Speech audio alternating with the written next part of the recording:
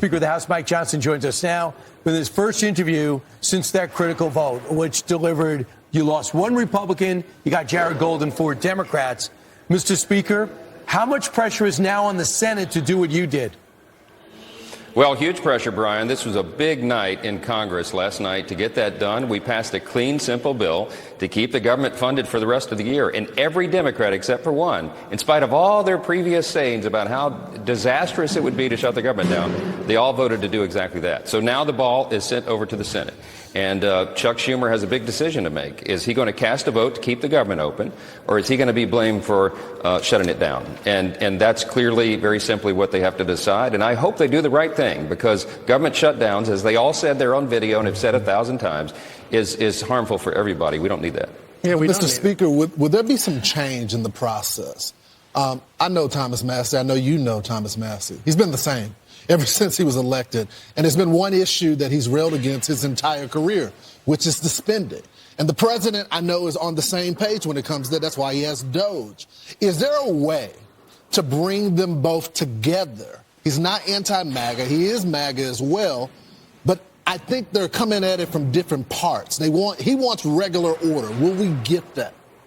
But yeah, of course, everybody wants regular order. What my friend Thomas Massie missed yesterday is that the vote was to allow this administration to continue their work so that we can bring about all these big changes for the FY26 budget. That's the one we start immediately after FY25 is off the table. That's what everybody's excited about. So what will happen is the Trump White House, the administration, will send to Congress a budget that requests to spend less money. Why? Because we're going to be able to incorporate all the savings that DOGE is uncovering and finding, all of the innovations that the Trump administration and his extraordinary cabinet are bringing about to change the way the federal government works. This is the Super Bowl. This is the moment we've all been waiting for our entire careers. And finally, the stars have aligned so we can do that better. It's going to be great for the American people, a more efficient, effective government that uses their precious resources, their taxes, in a more responsible way. And we're excited about that. And, Mr. Speaker, government funding still does run out in 2 days.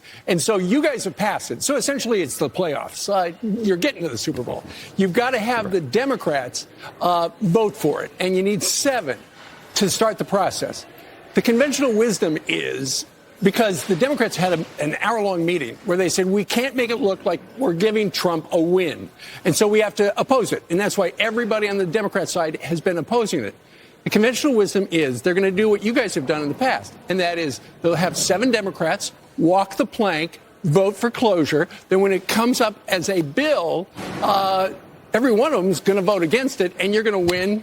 The Democrats are going to lose in the Senate because there are more Republicans, and they're going to get with the simple majority.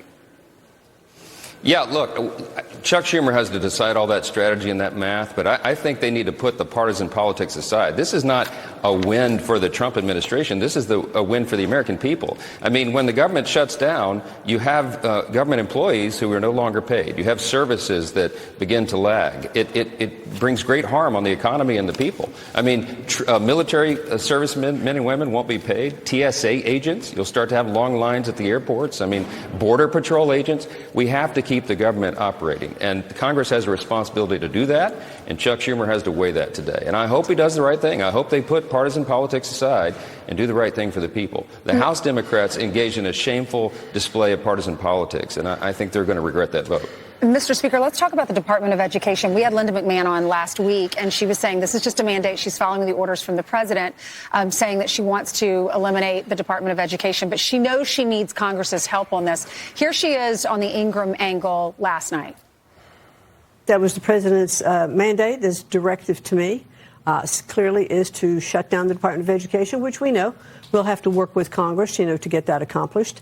But what we did today was to take the first step of eliminating what I think is bureaucratic bloat. Clearly, we're not taking away education. The president never said that. He's taken the bureaucracy out of education so that more money flows to the states.